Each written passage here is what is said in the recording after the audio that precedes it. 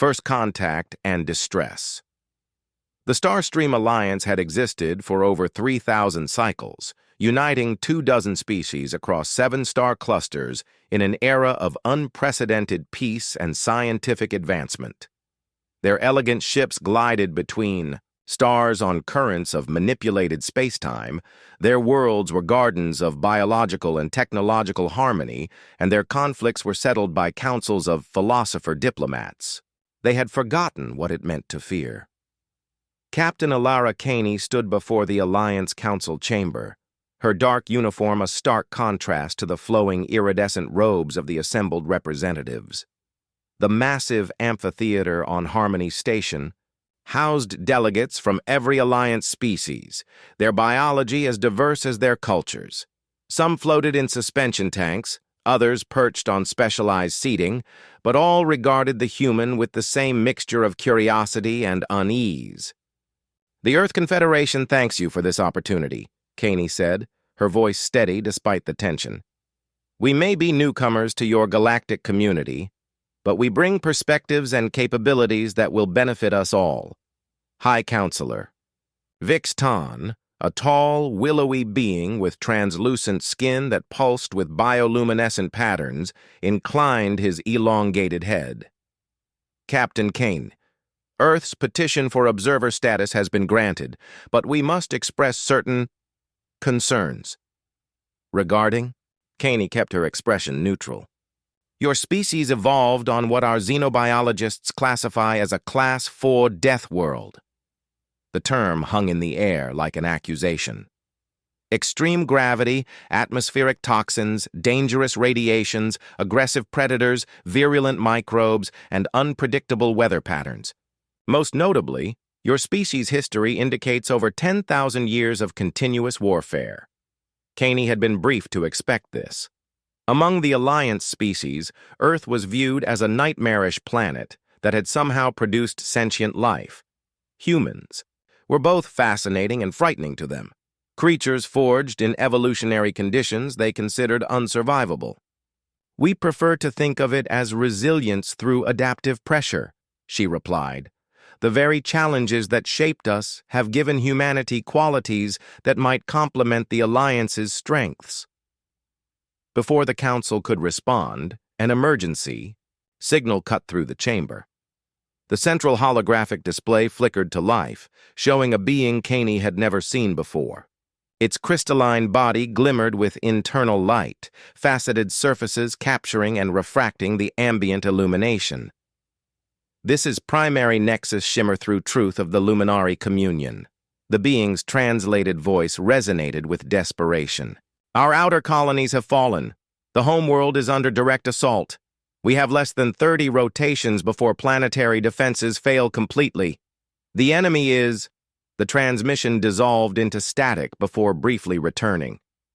"They consume everything. Entire biospheres stripped. Please, if anyone receives this, we require immediate military intervention. Our children..." The message cut off. The Council erupted in alarmed conversations. Caney watched as Vix Tan conferred urgently with his aides.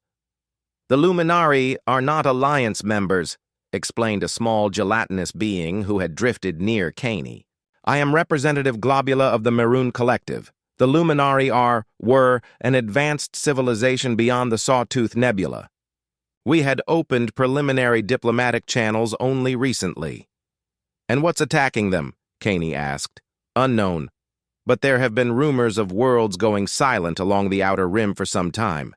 Vix Tan called for order, and the chamber quieted. "The Alliance Strategic Command has analyzed the transmission," he announced. "The Luminary homeworld is 17 light cycles from the nearest Alliance outpost. Given the nature of the reported threat and the distance involved, any rescue operation would arrive long after the planet's fall and potentially expose our forces to this unknown enemy." "You're not going to help them?" Caney couldn't hide her disbelief.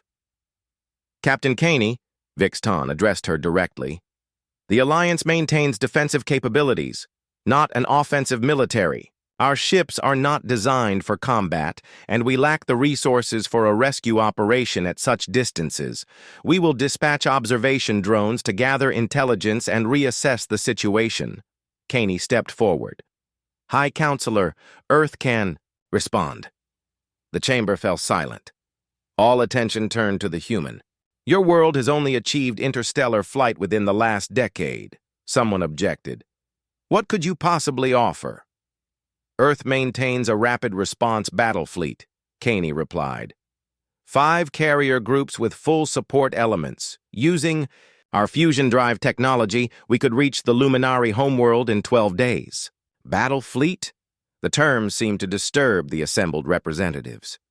Your petition for observer status made no mention of military vessels. The Earth Confederation was formed during a period of internal conflict, Caney explained carefully. We unified our planet through hard lessons. Yes, we maintained defensive capabilities because our history taught us to be prepared. What you propose would violate the terms of your observer status, Vixton said. Alliance protocols strictly regulate military operations within our sphere of influence. Then we'll operate outside your sphere of influence, Caney countered.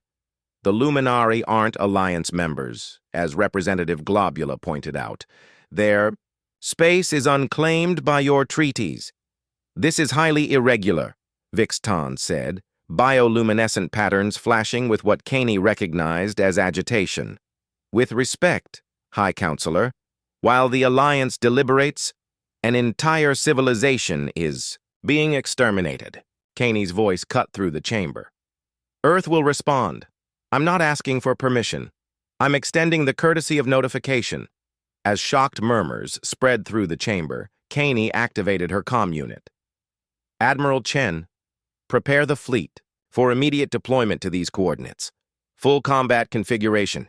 Inform Earth Command that we're responding to a Level 1 extinction event. Understood, Captain, came the reply, audible to the entire chamber. Battle Group Thermopylae. We'll be ready to jump in 6 hours. Vixton stared at Caney with an unreadable expression. You may have just triggered a diplomatic incident of unprecedented proportions, Captain. Perhaps, Caney agreed. Or perhaps we're about to demonstrate why having Deathworlders as allies might be valuable after all.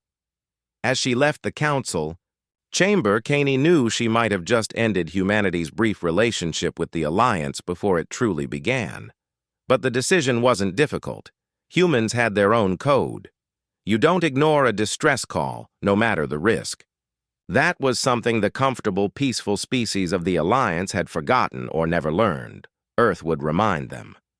The ECS Dauntless emerged from jump space at the head of Battle Group Thermopylae, its massive hull bristling with weapons, systems that had never been fired outside of training exercises. 4 other carriers followed, surrounded by their escorts, destroyers, cruisers, and specialized combat vessels forming a protective screen around the group's capital ships. On the Dauntless's bridge, Admiral Saito Chen watched the tactical display, with practiced calm. Status report. Jump successful, Admiral. His executive officer, Commander Marcus Rivera, reported. All vessels accounted for. Distance to Luminari homeworld, 0.8 light hours. Sensors are detecting significant energy discharges consistent with ongoing orbital bombardment. Life signs? Scattered but substantial, concentrated in the southern hemisphere. Detecting approximately 2 billion sentients on the surface and in orbital habitats. Many of the habitats show critical damage. And the hostiles? 27 vessels in orbit, Admiral. Configuration unknown. Sir, they appear to be partially organic in nature. Energy signatures don't match anything in our database. Chen studied the long-range scans. The enemy vessels resembled massive, elongated arthropods, segmented hulls with appendage-like structures that periodically discharged energy toward the planet's surface. They moved with an unsettling coordination, like a swarm of insects striping a field. Communications, open a channel to all Alliance observers, Chen ordered. Captain Caney had insisted that representatives from the Alliance accompany the battle group, hoping to build diplomatic bridges even as they prepared for conflict. 3. Observer vessels had reluctantly joined the human fleet, maintaining a cautious distance. Channel open, sir. Alliance observers, this is Admiral Chen. We are detecting signs of an ongoing attack on the Luminari homeworld. In accordance with Earth Confederation emergency protocols, we are moving to engage hostile forces and render assistance to survivors. Your vessels should maintain current distance for safety. We welcome any intelligence you can provide about the attackers. The response came after a prolonged silence. Admiral Chen, this is Observer Krell of the Alliance. Our scans confirm your assessment. The attacking entities have been designated void harvesters based on recovered fragments of Luminari communications. They appear to systematically strip planets of organic and technological resources. We strongly advise against engagement. These entities have demonstrated capabilities beyond our understanding. Noted, Observer Krell. Nevertheless, we will proceed as planned. Thermopylae out. Chen turned to his tactical officer. Commander Reyes, prepare all ships for combat operations. Launch fighter squadrons and establish a defensive perimeter. Priority is neutralizing the orbital threat to protect remaining Luminari population centers. Yes, sir. Commander Sophia Reyes, a compact woman with close-cropped hair and eyes that missed nothing, activated the fleet-wide combat protocols.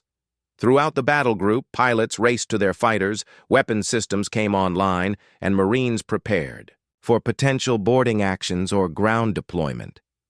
Admiral, Rivera said quietly, the Alliance observers are retreating to a safer distance.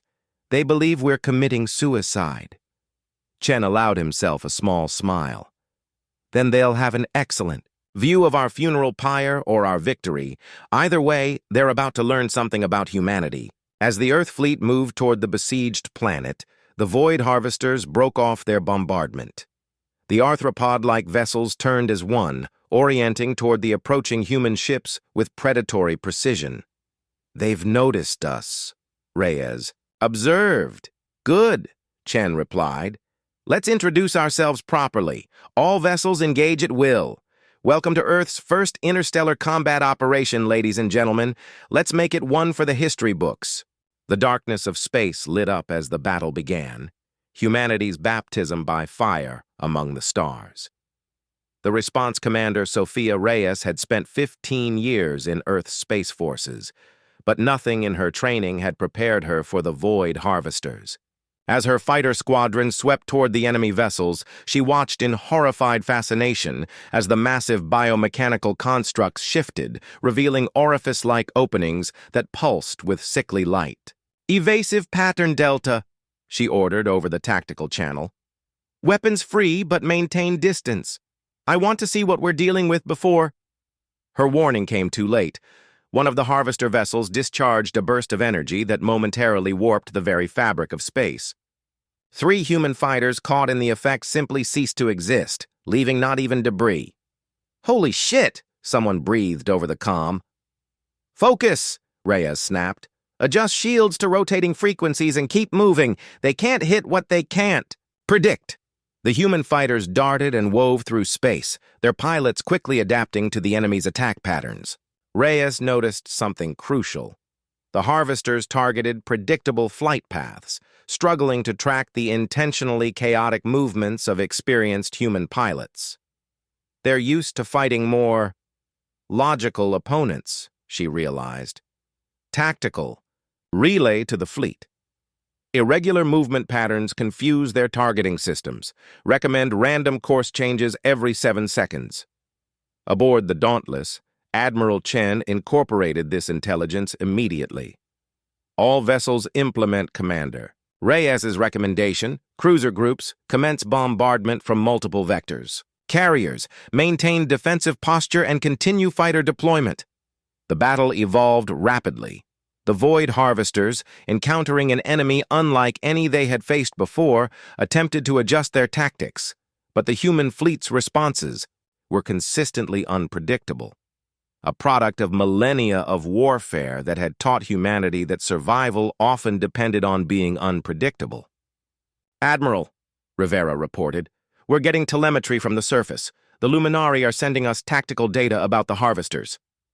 "Put it through to Commander Reyes and all tactical officers," Chen ordered.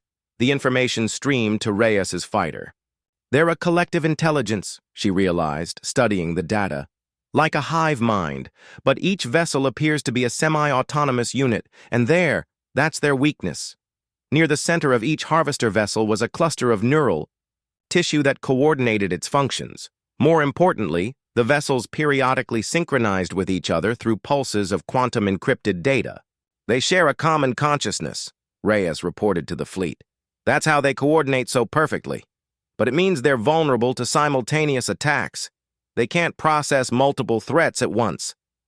Chen didn't hesitate. "All units implement attack pattern Hydra.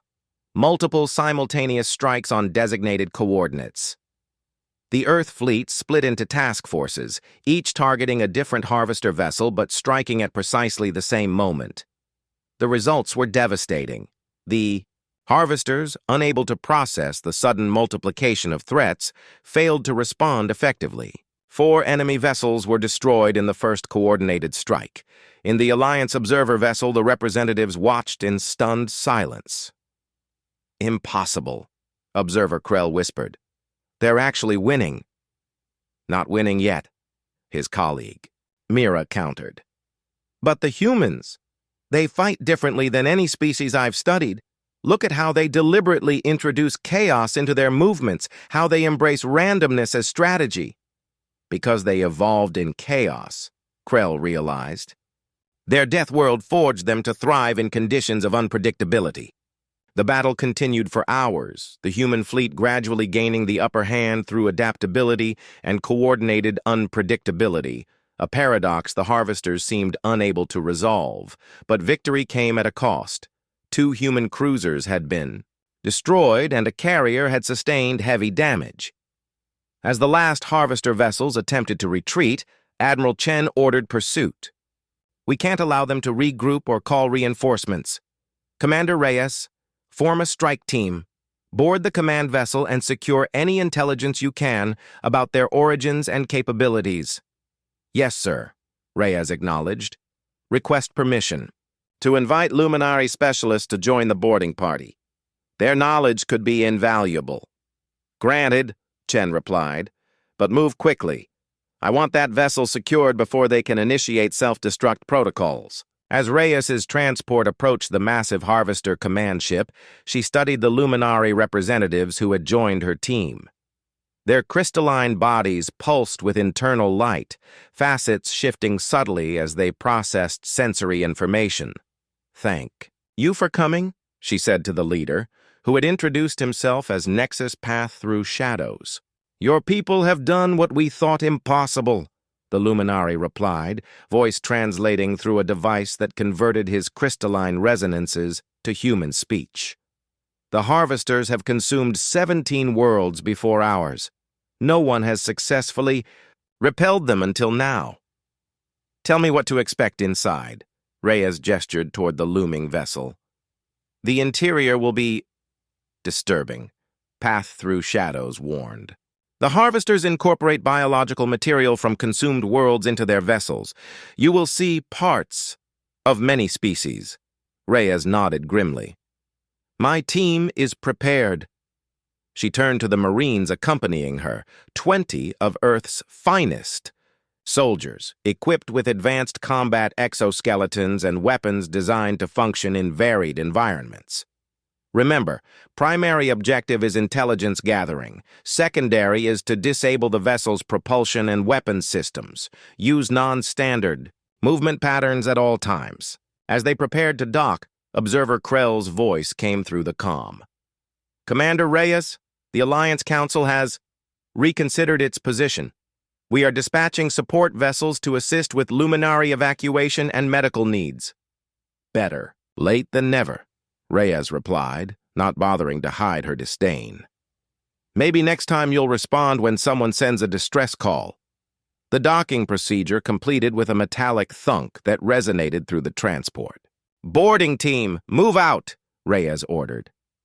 They entered a nightmare. The harvester vessel's interior was a grotesque fusion of technology and biology. Walls pulsed with what appeared to be vascular activity. Floors were soft, almost membranous, yielding slightly under their boots. The air was thick with organic compounds that their suit filters struggled to process. Life signs? Reyes asked her sensor specialist. Diffuse readings throughout, Commander. It's like the entire ship is alive. It is, Path Through Shadows confirmed. The harvesters don't build their vessels. They grow them using genetic material, harvested from conquered worlds. They move deeper into the ship, encountering surprisingly little resistance. Occasionally, drone-like entities emerged from wall apertures but were quickly neutralized by marine fire. They're not used to internal threats, Reyes realized. Their defenses are primarily external. After navigating through what felt like the digestive tract of some cosmic beast, they reached what the Luminari identified as the command center, a vast, dome-like chamber where twisted technological components merged with pulsating organic matter. At the center, suspended in a transparent fluid, floated what could only be described as a brain, massive, convoluted, and connected to the ship's systems by countless neural interfaces. The node consciousness, Path Through Shadows whispered, the localized intelligence that controls this vessel and communicates with the greater Harvester collective. Reyes approached cautiously, scanning the brain-like structure. Can it communicate with us? Perhaps, the Luminari replied, but I would advise against... Before he could finish, tendrils of energy extended from the node, connecting with their suit systems. Suddenly, Reyes felt a presence in her mind. Ancient, cold, and utterly alien. You are... different. A voice resonated directly in her thoughts. Unpredictable. Inefficient. Fascinating. Why are you attacking the Luminari? Reyes demanded mentally. We harvest. We consume. We evolve. It is our purpose. The consciousness seemed genuinely confused by the question. All life exists to be incorporated into greater forms. Not our life, Reyes countered. We exist for our own purposes. The entity seemed to consider this. Your species possesses unusual adaptations. Your neural patterns are chaotic yet functional. You would make valuable additions to our collective. That's not going to happen, Reyes responded. Out loud, she said, plant the charges. We're taking this thing out. As her team moved to comply, the node consciousness lashed out, energy tendrils whipping toward them. But Reyes had anticipated this, activating a device the engineers had prepared, a quantum field generator that disrupted the neural connections between the node and the vessel's systems. The effect was immediate. The energy tendrils dissipated, and the brain-like structure pulsed erratically. Fascinating, Path Through Shadows observed. You've isolated it from the collective. It can no longer coordinate with other harvester vessels. That's the idea, Reyes said. Download all the data you can from its neural network while it's vulnerable. I want to know everything, where they came from, how many more are out there, and most importantly, how to stop them permanently. As her team worked, Reyes maintained mental contact with the node consciousness, which now projected confusion and, surprisingly, fear. You should not exist, it communicated. Your evolutionary path is inefficient, wasteful. Your thought patterns should not function effectively. That's the thing about evolving on a death world, Reyes replied. Efficiency isn't always the point. Survival is, and sometimes, the most unpredictable solution is the one that works. As they completed their mission and prepared to withdraw, Reyes addressed the node one final time. Tell your collective, Earth is now involved, and we protect our friends. The charges detonated remotely after they cleared the vessel, sending a shockwave through space as the Harvester command ship fragmented. With its destruction, the remaining enemy vessels in the system lost coordination, becoming vulnerable to targeted strikes from the human fleet. Admiral Chen watched from the Dauntless as the last harvester ship was neutralized. Status of the Luminari homeworld?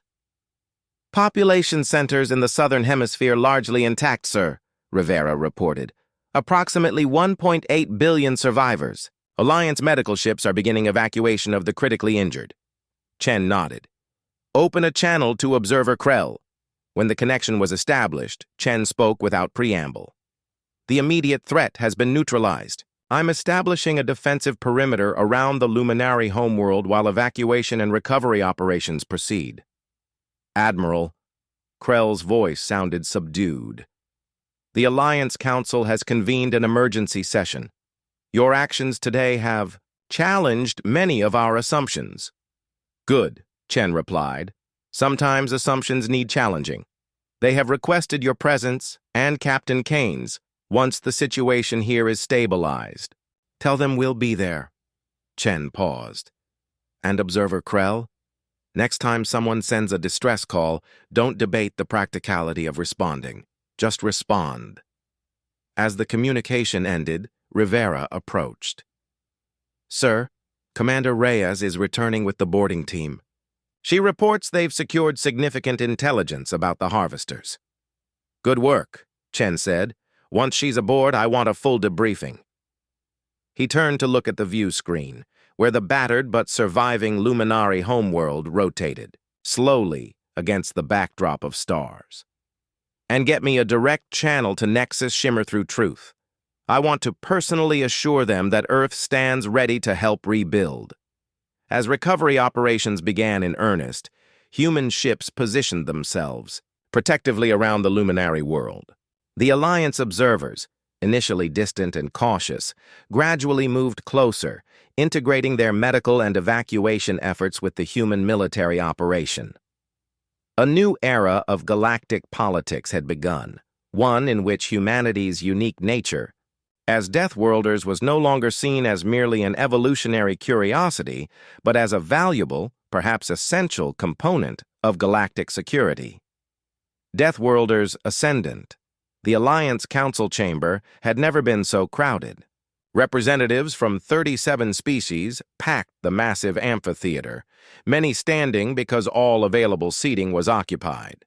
The emergency session had been convened with unprecedented urgency, and the tension in the air was palpable.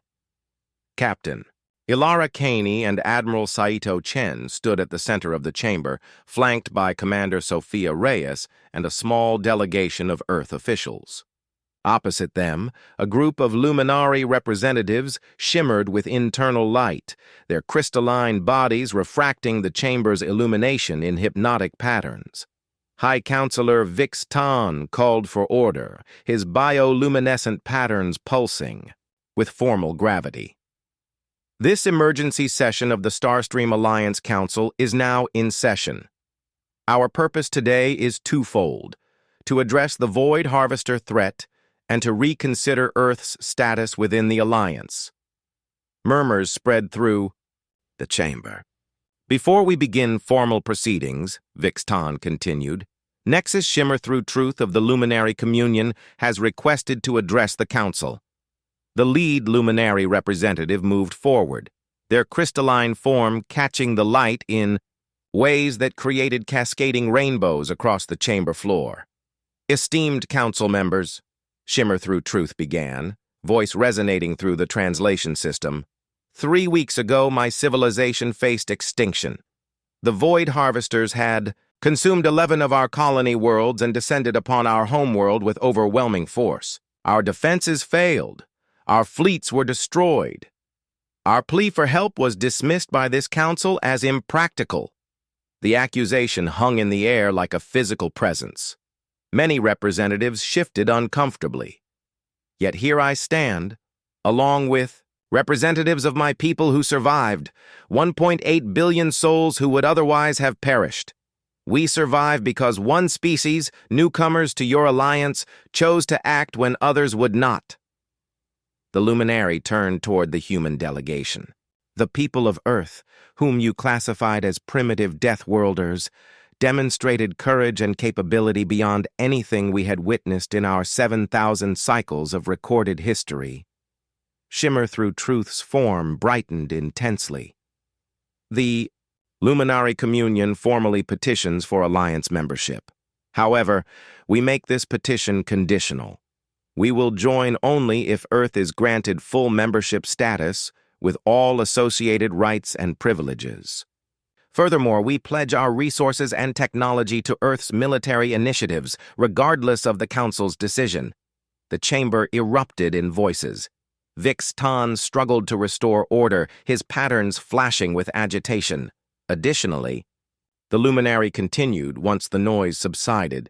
We have shared all data recovered from the Harvester command vessel with Earth's military command. This intelligence confirms what we feared. The Harvesters are an ancient species that has consumed countless civilizations. They travel between galaxies, systematically harvesting evolved life forms to incorporate into their collective. The fleet destroyed at our homeworld was merely an advance force. Long-range scans indicate at least 3 larger Harvester fleets, moving through the outer rim, projected to reach Alliance space within 2 cycles. This news sent fresh waves of alarm through the Assembly. Species that had existed in peace for millennia suddenly faced an existential threat they were unprepared to counter. Admiral Chen stepped forward. With respect, High Counselor, Earth has analyzed the intelligence recovered by Commander Reyes and her team.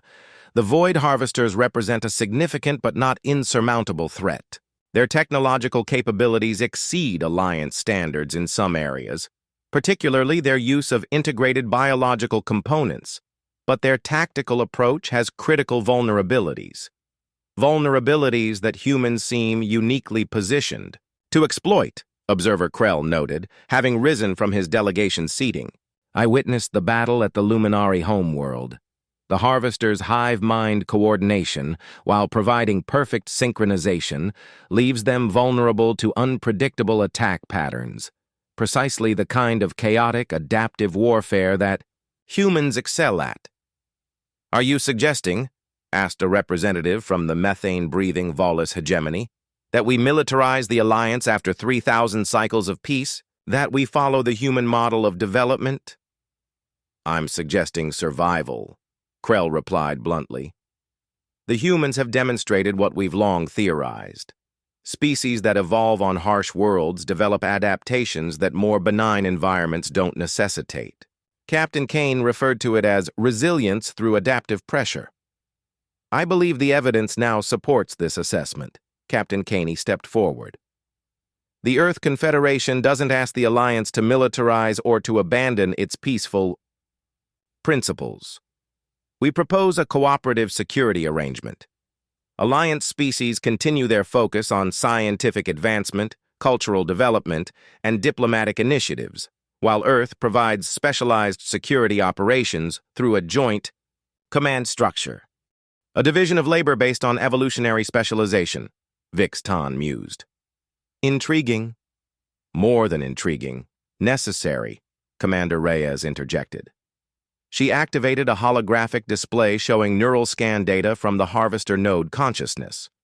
The Harvesters target predictable, logical species first. Their entire tactical approach relies on opponents following optimal response patterns.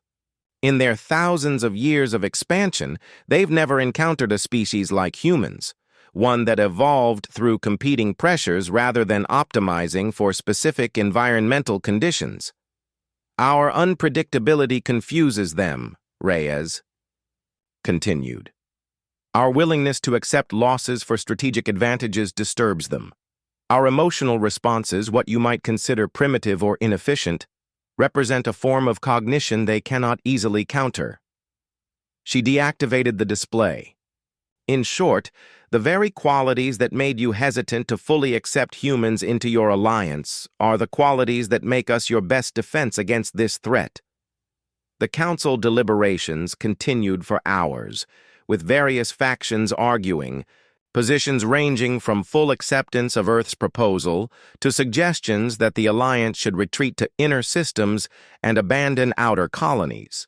Throughout, the human delegation remained composed but resolute. Finally, Vix-Tan called for a formal vote. The question before the Council is twofold. First, shall Earth be granted full membership in the Starstream Alliance with all associated rights and privileges? Second, shall we authorize the formation of a Joint Defense Command under combined Earth Alliance leadership? The voting process took nearly an hour as representatives consulted with their homeworlds. When the results were tallied, Vix-Tan's bioluminescent patterns pulsed with what humans had learned to recognize as significant emotion. By a margin of 31 species affirming, 4 opposed, and 2 abstaining, both measures are approved. Captain Kane, Admiral Chen, on behalf of the Starstream Alliance, I formally welcome Earth as our newest full member. Furthermore, Admiral Chen is requested to immediately begin formation of the Joint Defense Command to coordinate our response to the Harvester threat. Captain Kane inclined her head respectfully. The Earth Confederation accepts with gratitude and pledges its full commitment to the Alliance's defense and prosperity. As the formal session concluded, Shimmer Through Truth approached the human delegation. There is a concept in Luminari philosophy, they said, of complementary strengths, different facets of a crystal catching light in different ways, yet together creating something more beautiful than any could alone. On Earth we have a similar concept, Caney replied. Unity through diversity. Different evolutionary paths, different cultures, different strengths, all valuable. Your people have taught the Alliance a crucial lesson, the Luminari observed. Peace is precious, but it must sometimes be defended with strength. And your people have given us something equally valuable, Caney said. A place among the stars where humanity's unique qualities are valued rather than feared. 3 months. Later, Admiral Chen stood on the bridge of the newly commissioned Alliance vessel Cooperation, the first ship built jointly by Earth and Alliance engineers. Its design merged the elegant efficiency of Alliance technology with the redundant systems and combat capabilities of Earth vessels. Commander Reyes, now serving as his executive officer, approached with a data tablet. Final battle group assembly is complete, Admiral. 27 Alliance species have contributed either vessels or personnel to the Joint Defense Force. The Luminari have provided advanced sensor technology that extends our detection range by 300%. And the training programs? Proceeding better than expected. The Alliance species are quick learners, and many have natural abilities that complement our tactical approaches. The Merun Collective's distributed consciousness gives them unique advantages in coordinating fleet movements. The Volus engineers have already improved our shield harmonics by 30%. Chen nodded, satisfied. And the Harvester fleets? Long-range sensors detect them maintaining course toward Alliance space. Estimated arrival at current speeds. 47 days. Then we'll be ready. Chen turned to the view screen where dozens of ships, some elegant and streamlined in the Alliance style, others bearing the more utilitarian design of Earth vessels, moved in formation, preparing for humanity's first coordinated defense of their new galactic community. Commander, he said, signal all vessels. Operation Deathworld Shield commences in 12 hours. We meet the enemy beyond Alliance borders. As the orders went out, Chen reflected on the irony of their situation.